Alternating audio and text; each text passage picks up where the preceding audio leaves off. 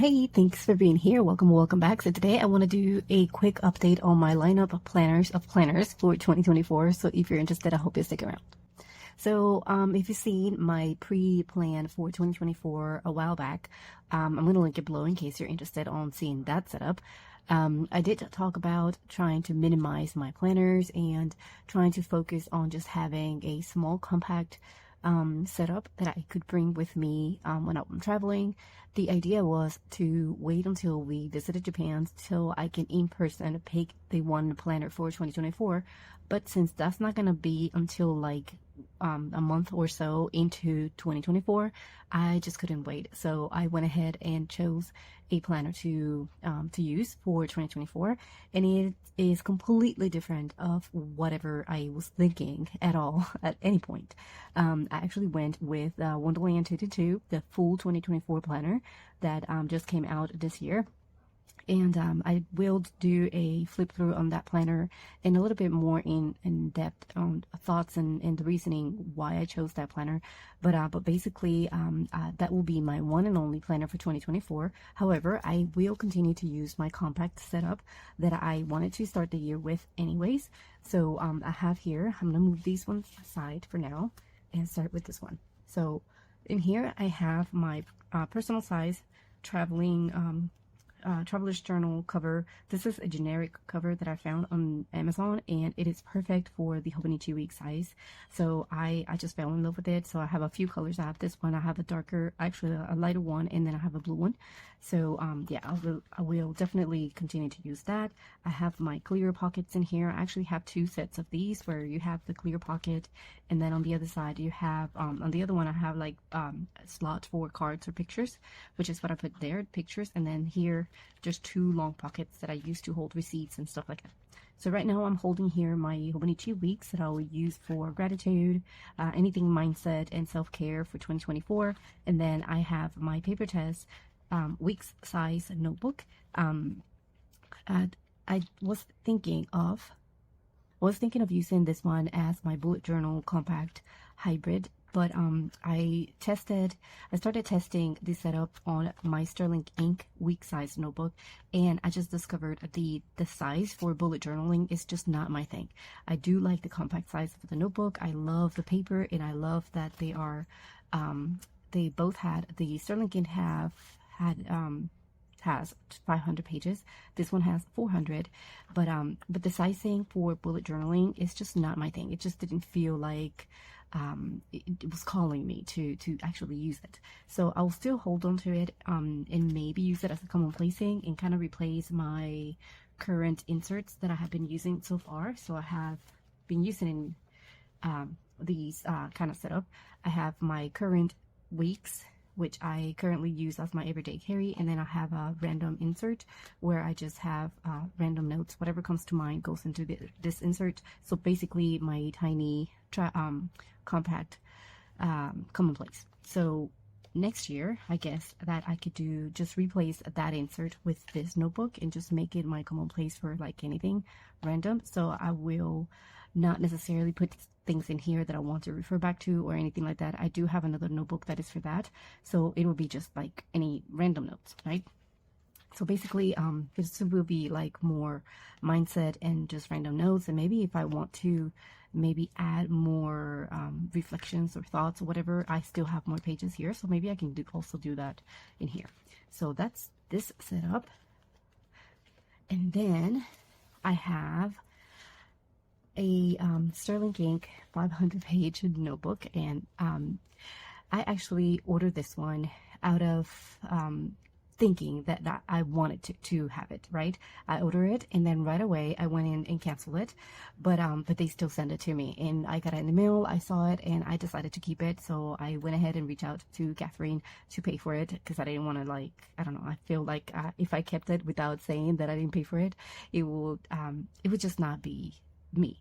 Anyways, so I did pay for it. So right now I'm using it as my sort of like a bullet journal, sort of, but it's basically going to be another commonplace notebook for whatever I want to add or paint, or just, I don't know, whatever notes I want. I am using it as, I do have a space here that I want to use as a mood board sort of setup, or a vision board sort of for the next year. I have prepared this page here as my index. I can take this out now. It's my index. Then I have a key section in here, and then I have an inbox where I will put sticky notes and stuff like that. I can save this one, maybe I'll use it later. And then I started right away into November, which is just kind of testing out how I want to use my Wonderland 222 when I actually move to it. It doesn't begin until December, so I'm kind of testing out the daily page and see how I can make it work and make it kind of feel like I was feeling using the cousin as my daily pages.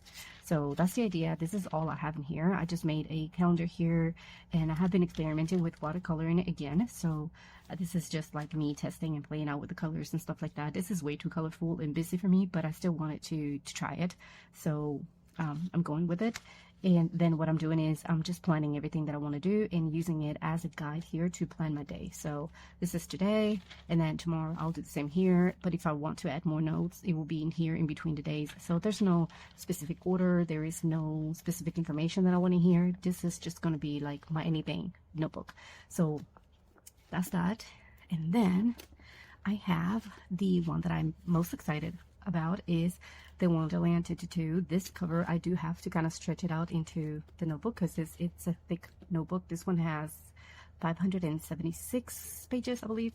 So it's a little bit thicker than the other notebook.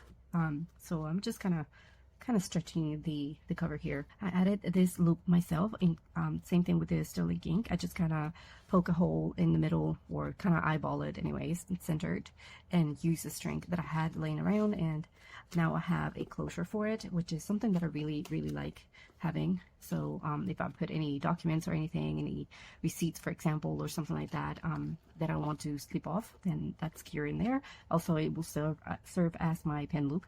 And then the stickers, you know that I am kind of into putting stickers everywhere. As you can see, this one is actually stuck to the cover in here, but these are just kind of inside of the clear cover, and that is in case I want to change them throughout the year. These are stickers that I have collected this year between the end of 2022, I believe, and throughout 2023. So 2024, hopefully I'll get to visit more places and get more stickers to kind of replace these, and yeah, or maybe I can just move them to the back anyways. So like the older ones will be in the back, and then the newer ones will be in the front anyways.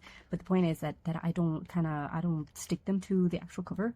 That way I can move them around and switch them, and that I can even switch them by seasons anyways. And then we get to the Wonderland 222. I'm not going to go through much into detail because I do have another video that is all about this planner and why I chose it and how I'm going to be using it and all this stuff. But I love that it is all in one, and I just can't wait to go back to my one book system. It is not a bullet journal like I'm used to, like before. 2 years ago, or for a few years, 5-6 years, I was a bullet journal person, planner, and it was all in one notebook for the entire year. So I could collect more, I guess, for one per year, and then just kind of collect more. Versus 2023, it was a chaotic, I guess, year for us in the planning world. But yeah, I chose this one for 2024, and I just kind of wanted to share it with you, kind of like my system here. I think I am happy now that I have a good idea on where I'm going and what I'm using and what I'm using what for. So hopefully this gives you some ideas, some inspiration if you're trying to come up with something similar. I know that this is a little bit big to carry with me all the time, but I will definitely take it with me anywhere we go. The difference will be that if we are traveling, when we travel, we're going to travel overseas next year, and I'm going to take all three. But when we are out and about during the day, I will probably take my little notebook or just my Commonplace notebook. Even though it's an A5, it can still fit in my backpack, so I can still bring it with me. Hopefully this gives you some ideas, inspiration. I hope that it serves you in some way. Thank you so much for watching, and I'll see you in the next one.